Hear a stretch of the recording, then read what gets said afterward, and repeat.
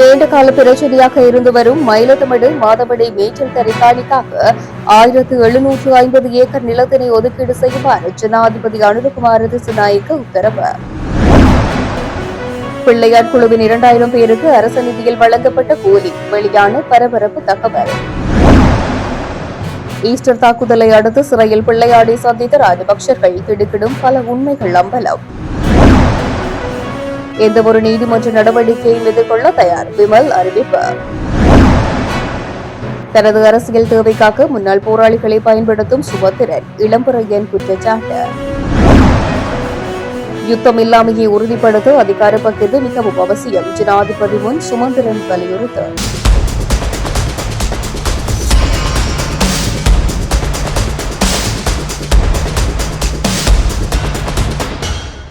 மட்டக்களப்பு மாவட்டத்தில் நீண்டகால பிரச்சினையாக இருந்து வரும் மயிலத்தமடு மாதவனை மேய்ச்சல் தரை காணிக்காக 1570 ஏக்கர் நிலத்தினை மகாவலிக்கு ஒதுக்கீடு செய்யுமாறு ஜனாதிபதி அனுரகுமார திசநாயக்க பணிபுரிய விடுத்துள்ளார். மட்டக்களப்பு மாவட்ட விசேட அபிவிருத்தி குழு கூட்டம் இன்று காலை பழைய கச்சேரி மாநாட்டு மண்டபத்தில் ஜனாதிபதி அனுரகுமார திசநாயக்க தலைமையில் நடைபெற்றது. இக்கூட்டத்தில் மட்டக்களப்பு மாவட்ட அபிவிருத்தி குழு தலைவர் சுனில் ஹந்துனெத்தே, பாராளுமன்ற உறுப்பினர்களான சாணக்கியன், ஸ்ரீநேசன், ஸ்ரீநாத், ஹிஸ்புல்லா, கந்தசாமி பிரபு ஆகியோர் கலந்து கொண்டதுடன் மட்டக்களப்பு மாவட்ட அரசாங்க அதிபர் ஜே.எஸ். அருள்ராஜ், கிழக்கு மாகாண ஆளுநர் ஜெயந்தலால் ரத்நாயக்க, பிரதேச செயலாளர்கள், திணைக்கள அதிகாரிகள், மாகாண பணிப்பாளர்கள் என பலரும் கலந்து கொண்டிருந்தமை குறிப்பிடத்தக்கது. கடந்த ஆண்டு மட்டக்களப்பு மாவட்டத்திற்கு ஒதுக்கப்பட்ட நிதி ஒதுக்கீட்டில் முன்னெடுக்கப்பட்ட 2306 வேலை திட்டங்கள் தொடர்பிலும் இந்த ஆண்டு 8625 மில்லியன் ரூபாய் செலவில் முன்னெடுக்கப்படவுள்ள வேலை திட்டங்கள் தொடர்பில் விரிவாக ஆராயப்பட்டது.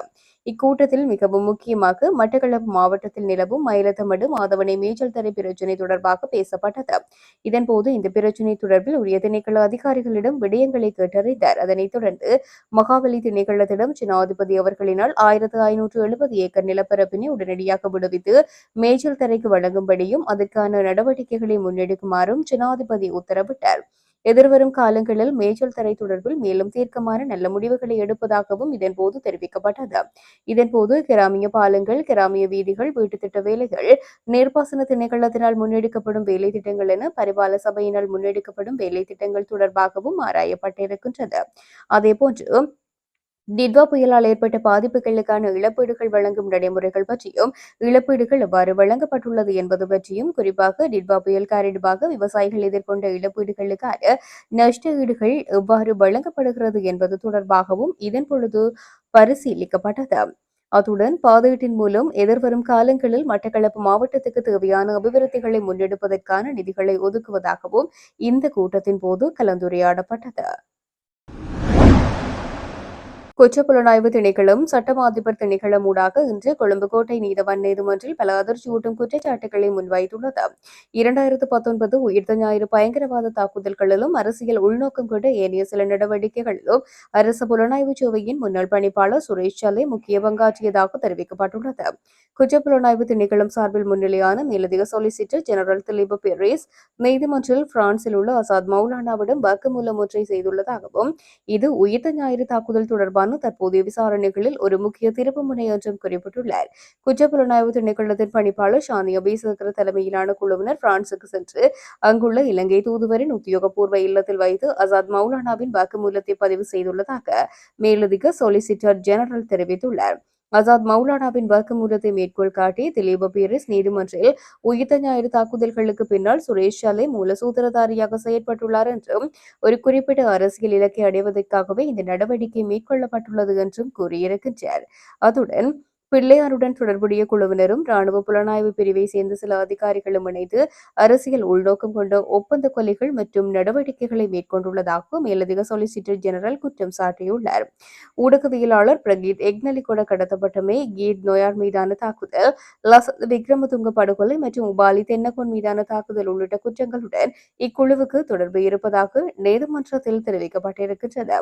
ஆசாத் மௌலானாவின் வாக்குமூலத்தை நீதிமன்றில் குறுக்கு விசாரணைக்கு உட்படுத்தி சவாலுக்கு உட்படுத்தாதவரை அதனை ஆதாரமாக ஏற்றுக்கொள்ள முடியாது என்று அவர் வாதிட்டுள்ளார்.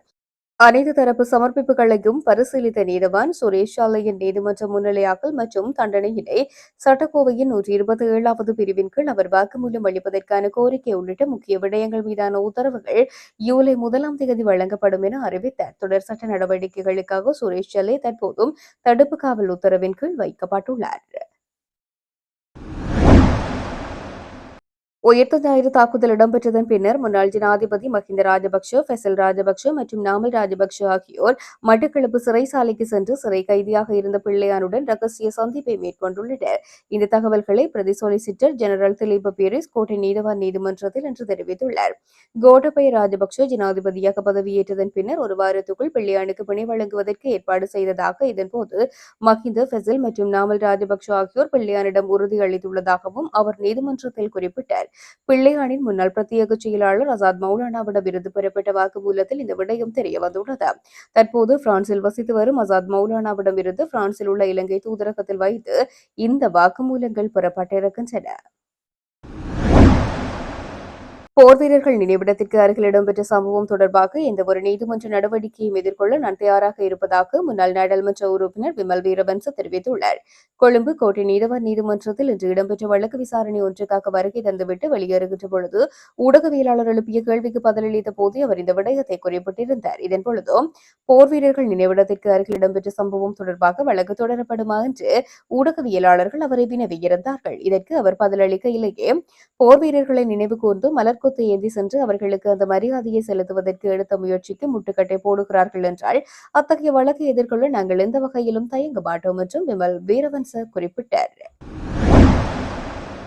சுமந்திரன் அரசியல் தேவைகளுக்காக முன்னாள் போராளிகள், மாவீரர்கள் தொடர்பான கருத்துக்களை கூறுகிறார். இது எவ்வளவு காலத்துக்கோ தெரியவில்லை என்று மாணிக்கவாசகர் இளம்பரையன் தெரிவித்துள்ளார்.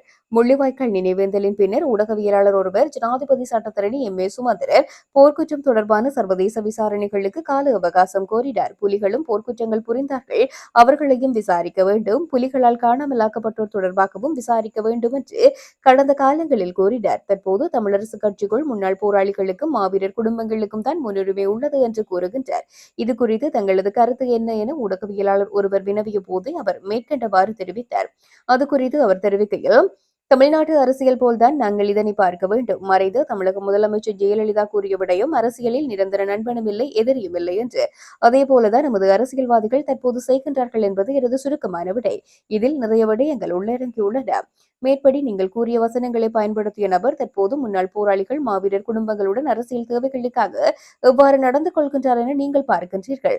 எங்களது தலைவிதியை தீர்மானிக்கும் வழியை நாங்கள் ஒருவரது கைகளில் கொடுக்கவில்லை. அந்த சட்டத்தரணி கூறிய கருத்துக்களுக்கு பல்கலைக்கழக சமூகமோ முற்போக்கான அமைப்புகளோ எதிரான கருத்துக்களை தெரிவித்திருக்க வேண்டும். அவர் தன்னுடைய அறிவுக்கு எட்டிய வகையில் தனது கருத்துக்களை சொன்னார். அதை நாங்கள் ஏற்க வேண்டிய தேவையில்லை.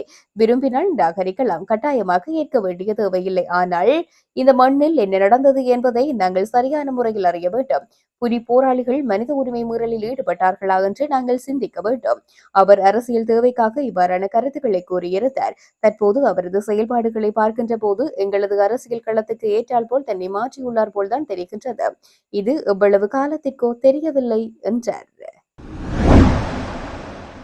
நாட்டில் இனிமேல் யுத்தம் ஏற்பட அனுமதிக்க மாட்டேன் என்று ஜனாதிபதி அனுரகுமார திசாநாயக்க நேற்றும் தெரிவித்திருக்கின்றார். நாட்டில் மீண்டும் யுத்தம் ஏற்படக்கூடாது என்றால் அதற்கு அர்த்தமுள்ள அதிகார பகிர்வு விரைந்து முன்னெடுக்கப்பட வேண்டும் என்பதை நான் ஜனாதிபதிக்கு நினைவூட்ட விரும்புகின்றேன். இவ்வாறாக இன்று முற்பகல் மட்டக்களப்பு மாநகர சபைக்கு உட்பட்டு பொது நூலக கட்டடத்தை திறக்கும் நிகழ்வில் உரையாற்றிய இலங்கை தமிழரசு கட்சியின் பொதுச் செயலாளரும் முன்னாள் நாடாளுமன்ற உறுப்பினருமான ஜனாதிபதி சட்டத்தரணியான எம்.ஏ. சுமந்திரன் தெரிவித்தார். இந்த நிகழ்வில் ஜனாதிபதிக்கு முன்னர் உரையாற்றிய சுமந்திரன் அச்சமயம் இவ்விடயங்களை சுட்டிக்காட்டினார். அவர் தமது உரையில் கூறியவையானது, எங்களுடைய தமிழரசு கட்சியின் ஆளுகைக்குட்பட்டு மட்டக்களப்பு மாநகர சபையின் பொது நூலகத்தை திறந்து வைப்பதற்கான அழைப்பு ஜனாதிபதி அனுரகுமார திசாநாயக்கவுக்கு அனுப்பப்பட்ட போதே அவர் இந்த நிகழ்வில் பங்கு பெற்று வருவார் என்று நான் உறுதியாக நம்பினேன். அதற்கு காரணம் உண்டு. அவர் அடிக்கடி யாழ்ப்பாணம் பொது நூலகம் பற்றி பேசுபவர். யாழ்ப்பாண மக்கள் அந்த நூலகத்துக்குள் நுழையும் போது செருப்புகளை கலற்றி வைத்துவிட்டுதான் உள்ளே நுழைவார்கள். நூலகத்தை கோவில் போல் பயன்படுத்துவார்கள் என்று அடிக்கடி கூறியிருக்கின்றார். அண்மையில் கூட கம்பன் விழாவில் தாம் ஆற்றிய உரையிலும் நூலகத்தையும் அதன் பெருமதியையும் சிலாகித்து அவர் பேசியிருந்தார். ஆகையினால் நூலக திறப்பு விழாவுக்கு எங்கள் அழைப்பு ஏற்று அவர் கட்டாயம் வருவார் என்று நாங்கள் நம்பினோம். அந்த அழைப்பு ஏற்றமைக்காக அவருக்கு நன்றி தெரிவிக்கின்றேன். இங்கு நாடாவை வெட்டி பொது நூலகத்தை திறந்து வைத்த ஜனாதிபதி அது தொடர்பான நினைவுகளின் திரை நீக்கத்தை என்னை செய்யும்படி கேட்டுக் கொண்டார். ஒரு வகையில் இது எங்கள் பணிகளை நாங்கள் எங்களுக்குள் பகிர்ந்து கொள்வதற்கான ஒரு முன்மாதிரி, நாட்டின் அதிகாரத்தை பகிர்ந்து கொள்வதற்கான ஒரு முன்னுதாரணம், அடையாளம் என்று நான் நினைக்கின்றேன். நேற்று கூட ஜனாதிபதி உரையாற்றிய சமயம் இந்த நாட்டில் இனி ஒரு யுத்தம் நடைபெற அனுமதிக்க மாட்டேன் என்று கூறியிருந்தார். அவர் ஆயுதமேந்தி போராடிய ஒரு குழுவில் இருந்து வந்தவர். நாங்கள் ஆயுதமேந்தி போராடிய ஒரு மக்கள் கூட்டம். இரு தரப்பினருமே இனி யுத்தம் புரிவதில்லை, அதை வரவேற்பதில்லை என்ற தீர்மானத்துக்கு வந்திருக்கின்றோம். ஆனால் நாட்டில் இனி யுத்தம் ஏற்படக்கூடாது என்றால் அதற்கு அர்த்தமுள்ள அதிகார பகிர்வு செய்யப்பட வேண்டும். அதற்கான அடையாளமாகவே இன்று பொது நூலகத்தை நாடாவெட்டி திறந்து வைப்பதையும் அதை ஒட்டிய நினைவுகளை திரைநீக்கம் செய்து வைக்கின்ற விடயத்தையும் நாங்கள் பகிர்ந்து கொண்டோம் என்று நான் நினைக்கின்றேன். அந்த அடிப்படையில் அர்த்தமுள்ள அதிகார பகிர்வு செய்யப்பட வேண்டிய அவசியத்தை நான் ஜனாதிபதிக்கு ஞாபகமூட்ட விரும்புகின்றேன் என்றார். போதைப்பொருள் வர்த்தகர்களுக்கு கடந்த காலத்தில் இருந்து அரசியல் பாதுகாப்பு தற்போது முற்றாக ஒழிக்கப்பட்டுள்ளதுடன் போதைப்பொருளுக்கு எதிரான விசாரணைகளின் போது எந்த ஒரு அதிகாரிக்கும் எவ்வித அழுத்தங்களும் பிரயோகிக்கப்பட மாட்டாது என்றும் தொடர்புடைய அனைத்து நிறுவனங்களும் தத்தமது எல்லைகளுக்குள் நின்று தமக்கு ஒப்படைக்கப்பட்டுள்ள பணிகளை சரியாக நிறைவேற்றும் என தாம் நம்புவதாகவும் ஜனாதிபதி தெரிவித்தார். இதன்பொழுது தற்போதைய சட்ட கட்டமைப்பு போதுமானதாக இல்லையெனில் புதிய சட்டங்களை இயற்றுவதற்கு நடவடிக்கை எடுக்கப்படும். அரசாங்க மத ஸ்தாபனங்கள் மற்றும் பொதுமக்கள் என அனைவரும் அர்ப்பணிப்புடனும் தளராத முயற்சியுடனும் தொடர்ச்சியான அவதானத்துடனும் செயல்படுவதன் மூலம் இந்த ஆபத்தினை நேரடியாக தோற்கடிக்க முடியும். மட்டக்களப்பு வெப்பர் மைதானத்தில் இன்று பிற்பகல் நடைபெற்ற போதைப்பொருள் பேரழிவுக்கு எதிரான முழு நாடுமே ஒன்றாக மட்டக்களப்பு மாவட்ட விசேட நிகழ்வில் கலந்து கொண்டு உரையாற்றுகின்ற போது அவர் இதனை தெரிவித்தார். இதில் அவர் மேலும் தெரிவிக்கையில், இருக்கின்ற ஒவ்வொருவரும் சட்டத்தின் முன்னிலையில் முற்றிலும் சமமானவர்கள். எவரும் சட்டத்திற்கு மேல் இல்லாத ஒரு நாட்டை நாம் கட்டி எழுப்ப வேண்டும். சிலரால் அவ்வாறான ஒரு நாடு உருவானதை தாங்கிக் கொள்ள முடியாது. அத்தகைய ஒரு நாட்டில் வாழ்ந்து அவர்களுக்கு பழக்கமில்லை. சிலர் தங்களை சட்டத்துக்கு மேலானவர்கள் என்று நினைத்துக் கொள்கின்றார்கள். அப்படி நினைத்து ஒரு யுகம் இருந்தது. நாம் அந்த யுகத்தை முடிவுக்கு கொண்டு வந்திருக்கின்றோம். குடும்ப பின்னணி என்னவாக இருந்தாலும் அவை எதுவும் சட்டத்துக்கு பொருந்தாது. அனைவரும் சட்டத்தின் முன் சமமானவர்கள். எங்களுக்கு எந்த குழப்பமும் இல்லை. யார் மீது வெறுப்போ அல்லது குரோதமோ இல்லை. இந்த மக்கள் எங்களிடம் ஒப்படைத்து ஒரு பொறுப்பு இருக்கின்றது. நாங்கள் ஒவ்வொருவரும் சட்டத்தின் எல்லைக்கு உட்பட்டு வாழும் ஒரு சமூகத்தை கட்டி எழுப்ப வேண்டும். ஒவ்வொரு நிறுவனத்துக்கும் தேவையான அதிகாரம் அந்த அதிகார வரம்புக்குள் நிலைநாட்டப்படும். உங்களுடைய அந்த விசாரணையில் யாரும் தலையிட மாட்டார்கள். ஆனால் நிறுவனங்கள் தமக்கு வழங்கப்பட்டுள்ள பொறுப்பை சரியாக நிறைவேற்றும் என்ற நம்பிக்கை எங்களுக்கு இருக்கிறது. நான் குறிப்பாக முப்படையினர் மற்றும் போலீஸ் அதிகாரிகளுக்கு கூறுகின்றேன், நீங்கள் உங்கள் முதுகெலும்பை நிமிர்த்தி வேலை செய்யக்கூடிய ஒரு சூழலை நாங்கள் உருவாக்கியுள்ளோம். உங்களுக்கு இருக்கும் சட்ட கட்டமைப்புக்கு மட்டுமே நீங்கள் கட்டுப்பட வேண்டும். ஜனாதிபதி என்ற ரீதியில் எனக்கு வழங்கப்பட்டுள்ள பொறுப்பையும் அதன் எல்லையையும் நான் அறிவேன். நான் எனது எல்லையை மீறி செல்ல மாட்டேன். அத்துடன் கைது செய்யப்படும் போதைப் பொருட்கள் தொடர்பாக பெரும் விவாதம் ஒன்று நிலவுகின்றது. அவை மீண்டும் சந்தைக்கு வருகிறதா அல்லது அவை அளிக்கப்பட்டதா என்று. ஆனால் இவை அனைத்தும் சட்ட கட்டமைப்புக்குள்ளேயே இருக்கின்றன. கைது செய்யப்படும் போதைப் பொருட்களை மிக குறுகிய காலத்திற்குள் அளிப்பதற்கான சட்டங்களை உருவாக்குவதற்கு நாம் நடவடிக்கை எடுத்து வருகின்றோம். அந்த கலந்துரையாடல்கள் தற்போது இறுதிக்கட்டத்தை எட்டியுள்ளன. யாருமே நுழைய முடியாத சில அதிகார எல்லைகள் காணப்படுகின்றன. விமான நிலையத்திற்கு செல்லும் போது பரிசோதிக்க முடியாத அதிகாரிகள் இருந்தார்கள். நாம் அதனை மாற்றினோம். ஒவ்வொருவரும் விமான நிலையத்தில் வழங்கப்படும் அடையாள அட்டையை அதற்குள் பயன்படுத்த வேண்டும். துறைமுகம், சுங்க திணைக்களம் ஆகியவற்றிற்குள் நுழைய முடியாத ஒரு நிலை காணப்பட்டது. தகவல் ஏதும் இருந்தால் புலனாய்வு அதிகாரிகளுக்கு அங்கு நுழைவதற்கான அதிகாரத்தை நாம் வழங்குவோம். இந்த சட்டங்களை நாம் பலப்படுத்தியே தீர்வோம். நாம் இந்த பொறுப்பை நிறைவேற்றுவோம். அதன்போது பொதுமக்களுக்கு ஒரு பாரிய பொறுப்பு இருக்கின்றது. உங்கள் கிராமத்தில் போதைப் பொருள் விற்பவர் யார், அதற்கு அடிமையானவர் யார் என்பது நீங்களே அறிவீர்கள். இதற்கு பொதுமக்களின் ஆதரவு தேவைப்படுகிறது. எனவே நீங்கள் முன்னோக்கி வாருங்கள். இந்த பேரழிவை நாம் தோற்கடிப்போம். கைவிடாத தளராத முயற்சியுடன் அவதானிப்பை கைவிடாமல் நாம் தொடர்ந்து செயல்பட்டால் இதனை நம்மால் தோற்கடிக்க முடியும் என்றும் அவர் தெரிவித்தார்.